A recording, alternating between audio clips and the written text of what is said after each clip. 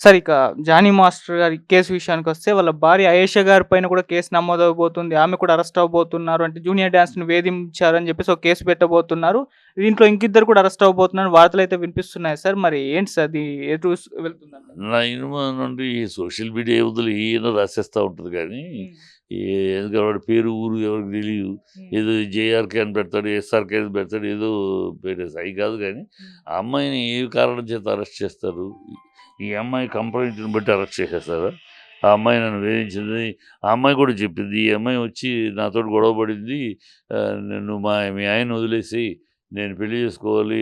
Johnny master ఆయనతోటి బిడ్డను కనాలని" ఈ అమ్మాయి అంది, గొడవ పెట్టింది. మరి ఆ అమ్మాయిని అరెస్ట్ చేస్తారా?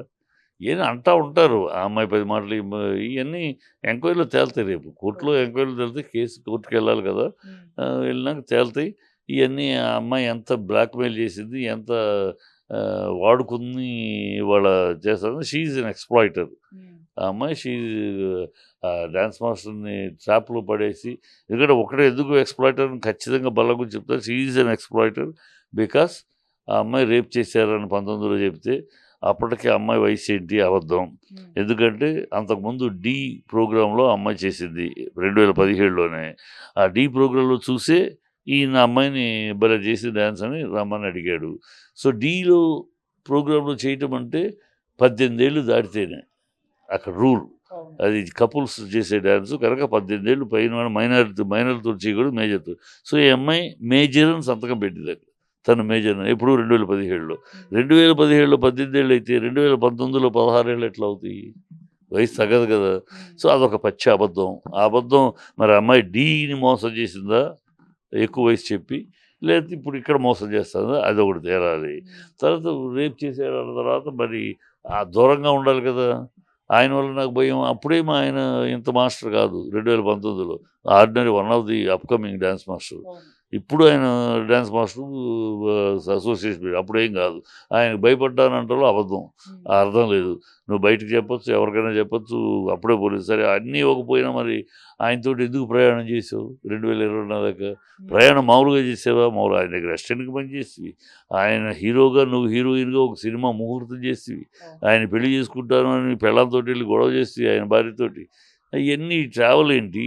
ఎవడన్నా రేప్ చేసిన వాడితోటి తను రేప్ చేసిన వాడితోటి ప్రయాణిస్తుందా? అంగీకరిస్తే ప్రయాణిస్తది. కదా! లేదు కోర్ట్‌కెళ్తది. రేప్ చేసాడు వాడే నన్ను పెళ్లి చేసుకోవాలి కోర్ట్‌కి. హ్మ్. ఇలాంటివి విన్నాం. ఈ అమ్మాయి రేప్ చేసాడని కాకుండా కోర్ట్‌కెళ్ళలేదు, ఏమి వెళ్ళలేదు, కేస్ పెట్టలేదు, ఏమి పెట్టలేదు. ఆయనతోటి తిరుగుతోంది, అన్నీ అనుభవించింది. ఆయన మళ్ళీ 6, 5 వీడియోలు ఉన్నాయి అమ్మాయి దగ్గర. అమ్మాయి రిలీజ్ చేసింది. నాకు దేవుళ్ళు అంటాడే జానీ మాస్టర్. ఆయన నాకు ఈ జీవితాన్ని ఇచ్చాడు. ఆయనే నాకింత అండ.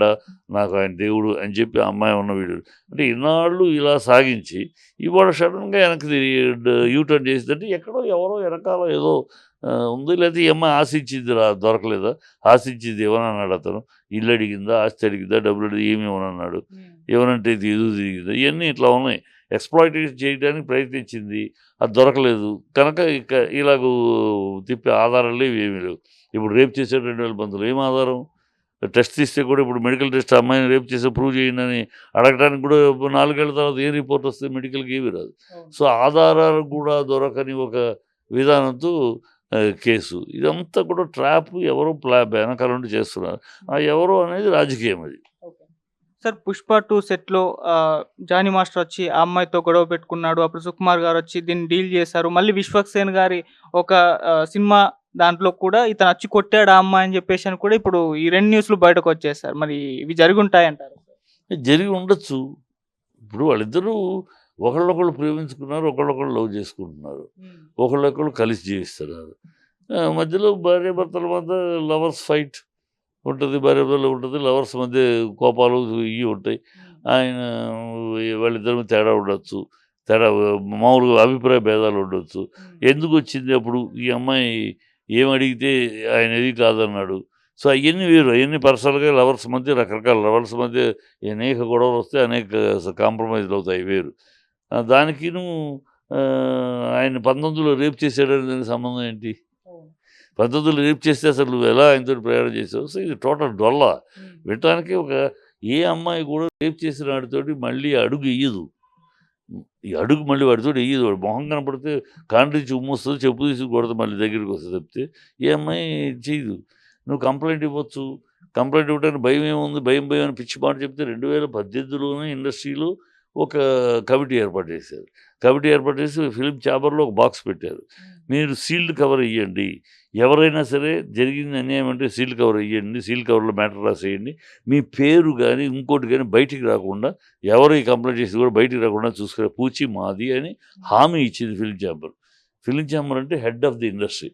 అది హామీ ఇచ్చింది. మరి ఆ హామీ ఇచ్చుకుని 2018లోనే ఆ కమిటీ ఉంది. 2019లో జరిగితే ఇవ్వచ్చు కదా ఆ రోజు కమిటీ. నేను భయం అసలు ఈ పేరు బయటికి రాదు. నాకు వృత్తి దెబ్బతింటదని ఏం జరగదు. పేరు బయటకు వస్తే కదా కూడదు. ఏమీ రాదు. మరి ఎందుకెళ్ళా? సో అప్పుడేమీ లేదు. అప్పుడంతా హ్యాపీగా ఎంజాయ్ చేస్తున్నాం. ఆయన కంపెనీని, ఆయన తోటి పనిని, డబ్బులు అన్నీ ఎంజాయ్ చేస్తున్నాం. ఇప్పుడు ఇంకేదో అత్యాశ కోరింది. అత్యాశ జరగలేదు.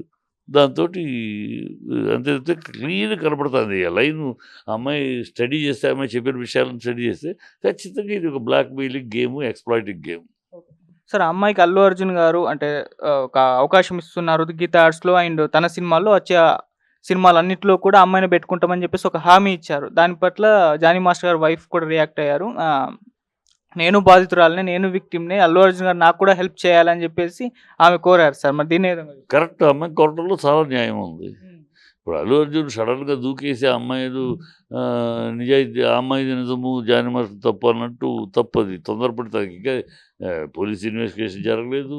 బె బె బ దీంట్లో మన ఫిల్మ్ ఛాంబరు కమిటీ ఇన్వెస్టిగేషన్ అవ్వలేదు. రిపోర్ట్ రాలేదు. ఈ లోపల తొందరపడి అమ్మాయిని చేస్తారంటే తప్పు. అందుకని అమ్మాయి అడిగింది. ఓకే, నువ్వు బాధితురాలి మోరల్ సపోర్ట్ ఇవ్వదలిస్తే నేను బాధితురాలే. నాకు ఇవ్వండి అని అడిగింది. కరెక్ట్ మాట. సమాధానం చెప్పాలి మరి. అల్లు అర్జున్ తొందరపాటు పని. అమ్మాయి ఆ మాట మాట్లాడడం తొందరపాటు, చాలా తొందరపాటు పని.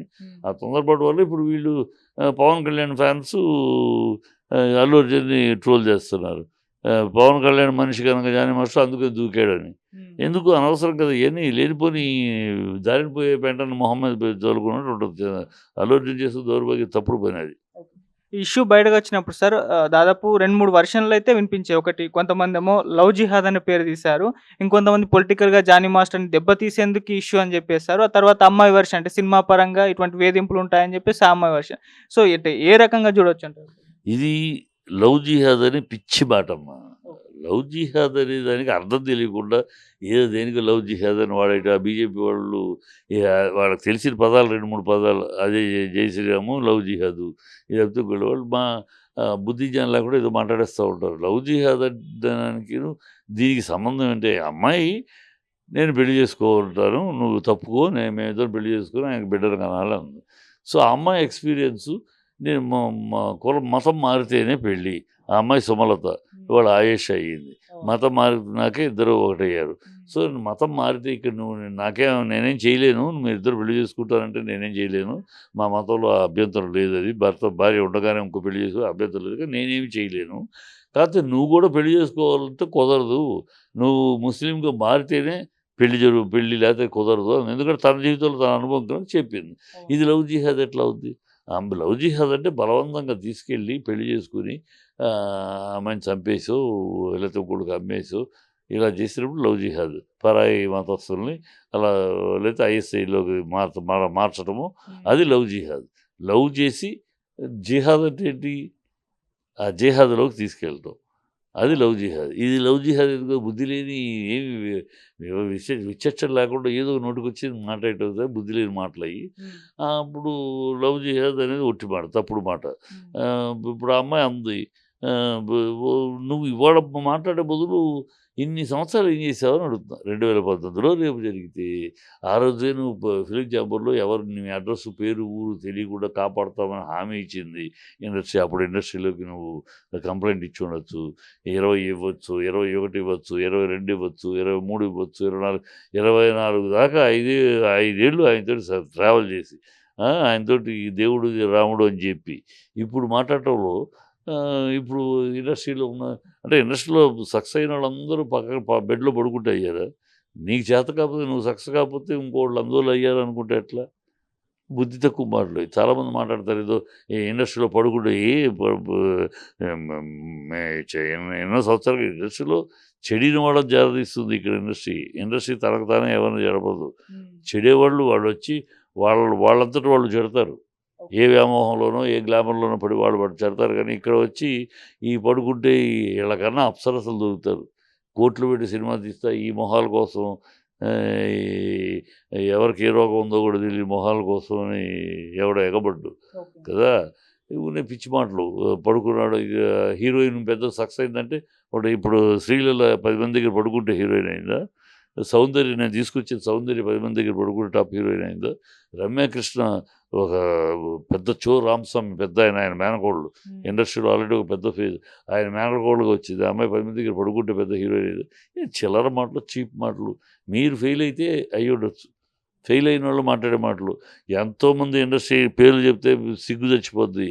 ఎంతోమంది మహామంది దాని అది ఎక్కడ దాని రమ్మను ఎక్కడది ఉసే అనిపించుకున్న వాళ్ళు ఇండస్ట్రీలో వచ్చి అమ్మ మేడం అనిపించుకున్నారు. ఇండస్ట్రీ అలాంటి వాళ్ళకు కూడా గౌరవ చిరునామా ఇచ్చింది, గౌరవ పిలిపిచ్చింది. వాడేంటి నా కొడుకేంటి రమ్మను అనిపించుకున్నవాడు సారు మీరు అనిపించుకున్నారు. ఇండస్ట్రీ అనేక మందికి చెడిపోయిన వాళ్ళని చేరదీసింది, అనేక మందికి గౌరవ చిరునామా ఇచ్చింది. ఊని ఇక్కడికి వచ్చి చెడిపోయారు అని పిచ్చి మాటలు. అన్ని ఇండస్ట్రీలో ఉన్నట్టే అన్ని సమాజంలో ఉన్నట్టే మగవాడు కొంతమంది మగవాళ్ళు ఆడదాని అందాన్ని అంగ సౌష్ఠవాన్ని ఆస్వాదిస్తాడు, మరి కొంతమంది అనుభవించాలని కోరుకుంటాడు. ఈ శాఖలు ఎప్పుడూ ఉన్నాయి. అలాంటి నడతగా ఉంటే దానివల్ల సినిమా ఫీల్డే ప్రత్యేకంగా ఇక్కడ ఇందుకే పనిచేస్తారు, ఇందుకే అమ్మాయిల కోసమే బతుకుతారని పొరపాటు. ఇవన్నీ పిచ్చివాగుళ్ళు, ఓడిపోయే వాళ్ళు ఎత్తుకునే కూటి సాగులు. వాళ్ళు సక్సెస్ కాకపోతే కొంతమంది కులాల కారం పెడతారు, కొంతమంది మతాలు అంటారు, కొంతమంది ఇలా బెడ్ మాటలు అంటారు. ఓడిపోయిన వాడు పనికిరాని వాళ్ళు failure people search for a reason. అలాంటి రీజన్లు ఇవ్వండి. సార్ మీరు ముందే చెప్పుండాల్సింది అన్నారంటే 2019 or 18 అమ్మాయి ఫేస్ చేసినప్పుడు. సో పూనంకారు గారు ఒక ట్వీట్ చేశారు, నేను త్రివిక్రమ్ గారి గురించి మాకు ఎప్పుడో ఇన్ఫార్మేషన్ చేశాను, కాకపోతే వాళ్ళు ఏం పట్టించుకోలేదని అన్నారు. మరి ఈ అమ్మాయి విషయంలో కూడా ఆ టైంలో ఎలా పట్టించుకోవాలి? నువ్వు ఒక ట్వీట్ 3 నెలలకు ఒకసారి ఏదో ఒక ట్వీట్ చేస్తా ఉంటావు గబుక్కుని నిద్రలేసి. వచ్చిన తర్వాత ఫాలో అప్ కావాలి. నేను పిలిస్తే రావాలి, పిలిస్తే వివరాలు చెప్పాలి.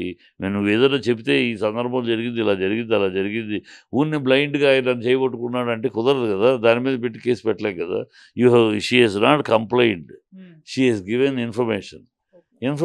కంప్లైంట్ కట్టి అందుకని ఇన్ఫర్మేషన్ ఇచ్చే ఓకే రా వచ్చి వివరాలు చెప్పండి. ఇంతవరకు ఎన్నిసార్లు ఫోన్ చేస్తే ఎన్నిసార్లు వచ్చింది అమ్మాయి? ఎప్పుడు రాదు, ఎప్పుడు గబుక్కుని వెళ్ళిపోయి 3 నెలలకు ఒకసారి ట్వీట్ పెడతా ఉంటుంది. ఇవన్నీ ఎట్లా యాక్షన్ తీసుకుంటావు? You should give a complaint. అది కంప్లైంట్ ఇచ్చి వాడు పిలిచినప్పుడు వచ్చి కొంచెం ఏం జరిగింది ఏం చెబితే కదా మేము సాక్ష్యాధారాలు సేకరించడమో లేకపోతే సర్కమ్స్టాన్షియల్ ఎవిడెన్స్లు జరిగి ఉండొచ్చు అని నిర్ణయానికి రావడం ఉంటుంది. ఏమీ లేకుండా నీ ట్వీట్ని పట్టుకుని మేము చేయాలి. అమ్మాయి ఊరిని ఎప్పుడో బుద్ధి చెప్పు. ఆ అమ్మాయి పెద్ద హీరోయిన్ అవ్వాలనుకుంది, అవ్వలేదు, ఫెయిల్యూరు. కనుక ఆ ఫెయిల్యూర్కి అయ్యో కారణాలు పిచ్చి పిచ్చి వాగులు తప్పితే నువ్వు ఉంటే సిన్సియర్ రా, ఇవాళైనా రా, చాపర్కి రా, వచ్చి ఇప్పుడు కూడా రావక్కర్లేదు, పోనీ అడుగుతున్నాను ఫుల్గా డీటెయిల్స్ తోటి సీక్రెట్గా సీల్డ్ కవర్ ఇవ్వు. ఈ పలానా రోజు పలానా షూటింగ్లో పలానా చోట పలానా అంతమంది ఉన్నారు, నన్ను రూమ్లో పిలిచి చెప్పు, ఏది ఎప్పుడు జరిగింది చెప్తే ఏదో దాన్ని బట్టి మేము సాక్ష్యాలు ఏంటి, ఆ సందర్భంలో ఎవరైతే ఏంటి, మాకు ఇండస్ట్రీలో ఎవరు ఏ బోలేంటి తెలుసు కనుక సాక్ష్యాలు పట్టుకుంటావు. సర్కమ్స్టాన్షియల్ ఎవిడెన్స్ సాక్ష్యాలు ఎక్కడ చెప్తావు? సాక్ష్యాలు నువ్వు డైరెక్ట్గా దొరకపోవచ్చు. కొన్ని సందర్భాల్లో circumstantial evidence even police department కడుతుంది. సర్కమ్స్టాన్షియల్ ఎవిడెన్స్ ప్రకారం అయ్యి ఉండొచ్చు, ఇక్కడ అవకాశం ఉంది, 100% 180% అవకాశం ఉంది. ఇలాంటి విషయం ఇలా తీసుకొచ్చి కూడా ట్రాక్ చేస్తాం. సో అవన్నీ చేయడానికి చెప్పాలి కదా. ఎప్పుడు జరిగింది? ఊనా జరిగింది, నేను చేసాడు, ఆయన అలాంటోడు, ఈయన ఇలాంటోడు అంటే సరిపోదు కదమ్మా. ఆ అమ్మాయి పూర్వం కవర్ ఏదో 3 నెలలకు ఒకసారి మత్తు వదలరు 3 నెలలకు ఒకసారి గౌకుని వేసి ట్వీట్లో పెడుతుంది, మళ్ళీ తర్వాత అడ్రస్ ఉండదు. సార్ అంటే అమ్మాయి వేధింపులకు గురైనప్పుడు అప్పుడు చెప్తేనే పట్టించుకుంటారా, లేకుంటే ఒక 4-5 సంవత్సరాల్లో నిజంగా వేధింపులకు గురై చెప్పలేక అనిగిపోయి ఆ తర్వాత రోజు బయటపడితే చెప్పలేక అనేది పిచ్చి వాకుడు. 2018 ముందు ఆ మాట అంటే ఓకే, 2018 తర్వాత చెప్పలేక అనే మాట పిచ్చి మాట.